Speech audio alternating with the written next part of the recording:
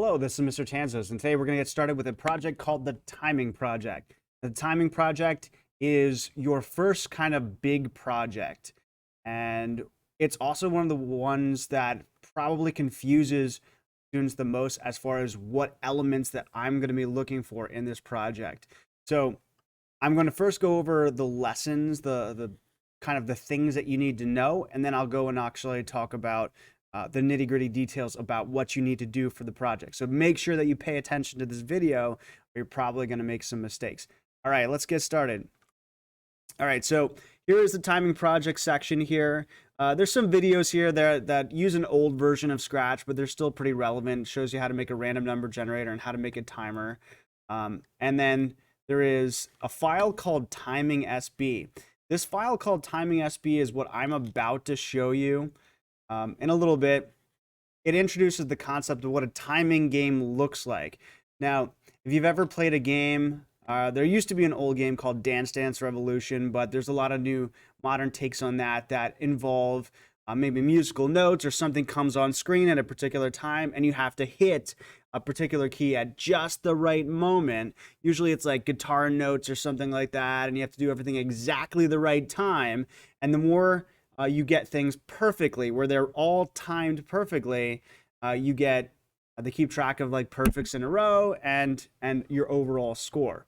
So there's a lot of elements, a lot of things going on with a timing game like that we can incorporate into a project. So first I want to show you two things. I want to show you how to make a timer first and foremost, because that is going to be an aspect of this game that you're going to have a limited amount of time that the user is playing, but you're also going to have the timing aspect of it, in that when the user is actually playing the game, they're going to have to react at particular times perfectly, or at least as close to perfect, in order to get kind of full points. So let's take a look at Scratch here. So the first thing I'm going to show you is how to make a timer, and the timer is actually fairly easy. All we really need is go to the variables section here, make a variable. You can call it anything you want. So I'm going to call it, I'll call this one countdown. I'll make it available for all sprites. I'll hit OK. All right, so here's my countdown. It's good to initialize your variables at the very start, just in case we run our game once and we we run our game once and we kind of want it to reset to what a default value is. Since this is called countdown, I'm going to show you what happens if we count down from 15 here. In order to actually make the countdown, we can go a couple different ways here, but what I'll do is I'll just repeat. I can either repeat some number of times here, right? So in this case, I could just type in the number 15. But even better than that would be repeat until, right? And I'll just make the operator the condition repeat until countdown is 0. All right, so this is one way to do it. All I'm going to do is I'm going to, where's my variables here? I'm going to set countdown to, and how do I make countdown go bigger a little bit? So I'm going to grab this plus operator here, set countdown to, actually no, minus, because it's a countdown. We're going to set countdown to whatever the current countdown is, minus 1. So by doing this, if countdown was 15, this expression is 14. So that'll set the countdown to 14. When this runs again and this repeats again, it'll be 14 minus 1 is 13. 13 minus 1 is 12. All right. And so eventually we'll get down to 0. So let's see what this looks like. It'll be crazy. Ready?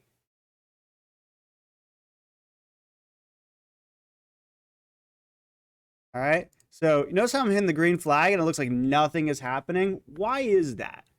Well, one of the reasons that happens is because this code runs so quickly that it actually gets set to 15. Actually, there's another reason. Let me try that again. Let me put the green flag is clicked. All right. Try that again. All right. Maybe there's a better representation. You can kind of see this change briefly. All right. So this really doesn't matter that I put that in so much as far as how it looks, but it does run briefly. And why is this happening? So this code runs so quickly that it starts out at 15 and can go to 14, 13, 12, 11, and repeats so quickly that it just drops down to 0 almost instantaneously. And there's really nothing that you're doing wrong here. What you need to do, though, is we kind of want to space out how often we decrement. So what do we add to this code that would make it just pause a little bit in between times it decrements the number? We can add a wait. So I'm going to add a wait here for 1 second. All right, so we could try wait 1 second at the very beginning and then decrement, and let's see what happens now. We have 15, 14, 13, 12, 11, 10. All right, and what's going to happen is the moment we get down to 0, this code will end. 4, 3, 2, 1, and end. And now this code is no longer working. All right, so you can that's a countdown timer. If you just want to have a count up timer that runs continuously, you can go and create a new variable. I'll just call this timer. All right, the concepts are generally the same. We're going to set the timer to 0 to start since we're counting up. In this case, though, we can use a forever loop. So forever. All right, we're going to make it go up by 1. So we'll go set timer to, what do you think? What do I drag over here? Set timer to, if you thought timer plus 1, you are correct. Now, if I do this, watch how quick this goes. We're already up. Wow, that's pretty fast. So that'll give you an indication on how fast this thing is really counting up. Right? So what we're going to do is we're going to introduce that brief pause here. Now you can play around with this. If you want to have a timer that goes a little quicker, you can do that. Right? Or if you want to, you can go a little slower. Or you can go really slow. All right, so it's going to be up to you how fast you want to make your timer operate for the user's sake here. All right, so that is, first of all, how you do the timer aspect of this game. Now let's go through the timing project aspect of this game. So what I did is I grabbed that copy of timing SB and saved it to my computer. I went to File, Load from your computer. And this is what I get. I loaded this up. So let's see what this game looks like here. All right, let me briefly that. All right, so let's run this and see what it looks like. All right, so first of all, let me show you one thing. There are some key presses here. We have the right arrow key. So that's all I have to press in order to play this game. So let's give this a shot. Green flag. All right, so what's going to happen is this arrow moves up, and if I time things right, I'm not necessarily that good at these games, but if I time it perfectly, to watch Tanzas play a game here. So we have pour here. It gives us an indication that, there we go. We got one perfect. So that's the idea of the timing game, but this is just one sprite. Your project's going to include 4 different sprites for the purposes of timing. Right? I will give you some exceptions for doing 4 if you send me a message and ask for it. So say, hey Tanzos, I have this really cool idea, but it really is only 1 sprite or 2 sprites that are timed. I will certainly give some flexibility to that aspect of the project here. All right, so let's go back to this project here and take a look at the code. So this one here is using some if statements and some sensing conditionals to make it work. So this actually uses an if and an else, if and an else, if and an else. And so it kind of gets a little bit difficult to kind of parse what's going on here when you first take a look at this. Let me see if I can, I don't even know if I can zoom in maybe a little bit more. No, it's not going to work. All right. So when you're actually parsing through this, if you have, if you're touching just the color cyan here, I'll call this cyan, this blue color here. If you're just touching this blue color, the immediate idea is to just broadcast poor. So let me show you what that looks like. So if you're in any way touching this color, all right, you're considered poor. All right, this is poor. All right, you can see all the cases where I am touching just that blue color. Even here, I'm touching that blue color. Here, I'm touching that blue color, and that would be considered poor. All right, so you can make this one blanket statement that if you're touching that color, set y to -200. Again, this is the y coordinate for the arrow. It resets its starting position back to here, so it continuously goes up. So reset the position, but this is poor. So what does it mean to be perfect? Well, if you look here, now our only other options left are either that we're somewhere here or we're not here at all. We're out on the white. So we have to deal with all of those possibilities. So if we're here, look at the possibilities. If we're inside the arrow, we can either be 100% perfect, meaning we're only touching black, or we're touching orange as well, right? So the first thing we do is actually check to see if we're touching orange. So we have if touching orange, set y to -200 and broadcast good. Now, broadcasting poor, good, perfect, and miss is going to allow other sprites in our game to kind of go and react to what's going on here. So here we have an arrow touching orange. So we're going to say, nah, that's good, not perfect. All right, so what is left? What are our two possibilities? We either have it's touching all black, or it's not touching anything at all.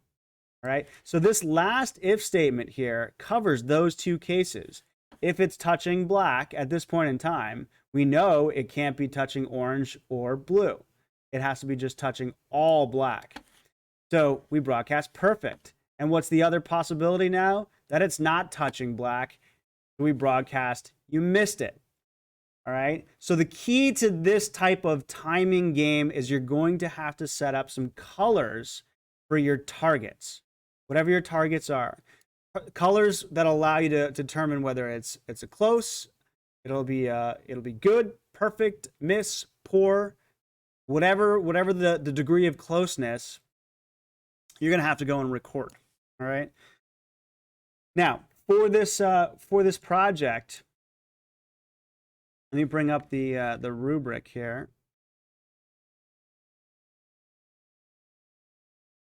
All right, so zoom in a little bit here.